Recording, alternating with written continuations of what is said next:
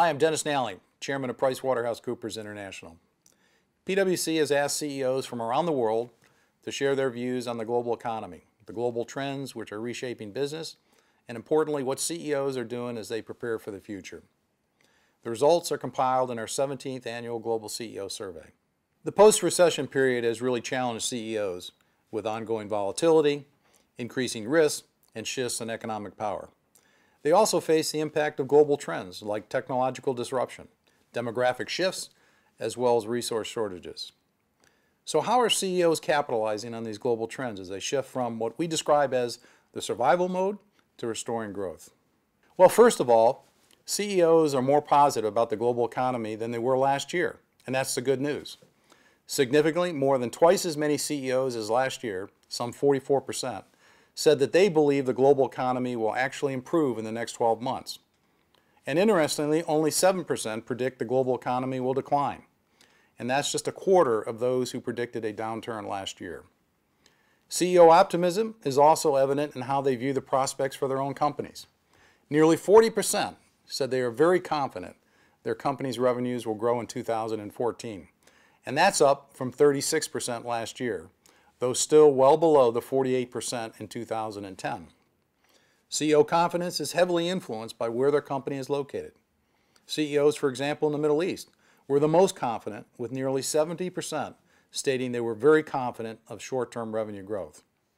And that's contrasted by CEOs in Western Europe, where just 30%, that's right, 30%, which is the lowest in our survey, said they were very confident of revenue growth despite some favorable economic indicators coming from the region.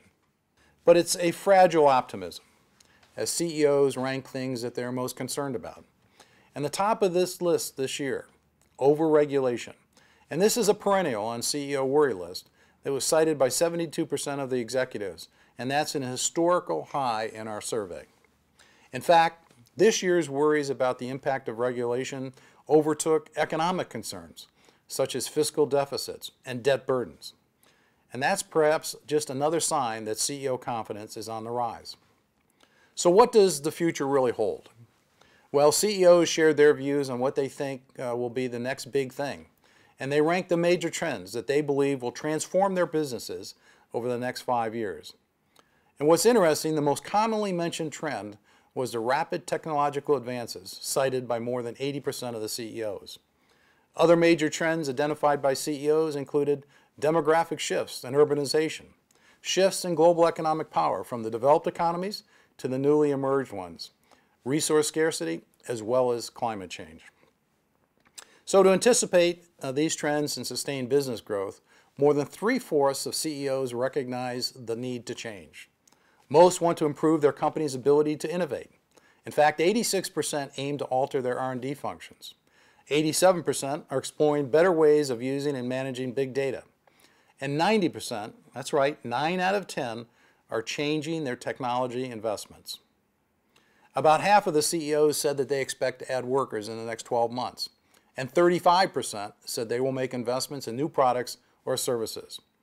But interestingly, only 11%, that's right, 11%, see major mergers and acquisitions in the near future.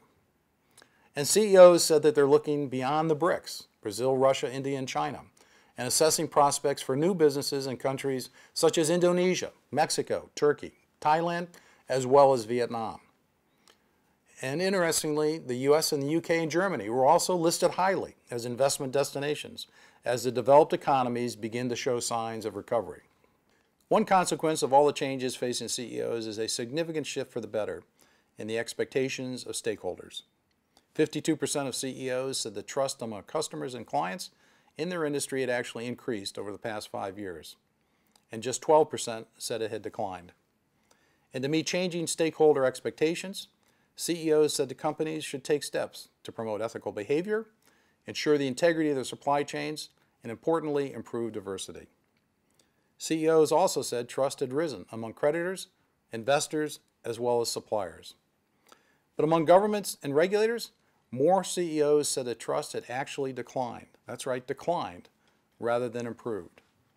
CEOs believe government's top priorities should be to ensure financial stability, make infrastructure improvements, and help create more effective global tax systems.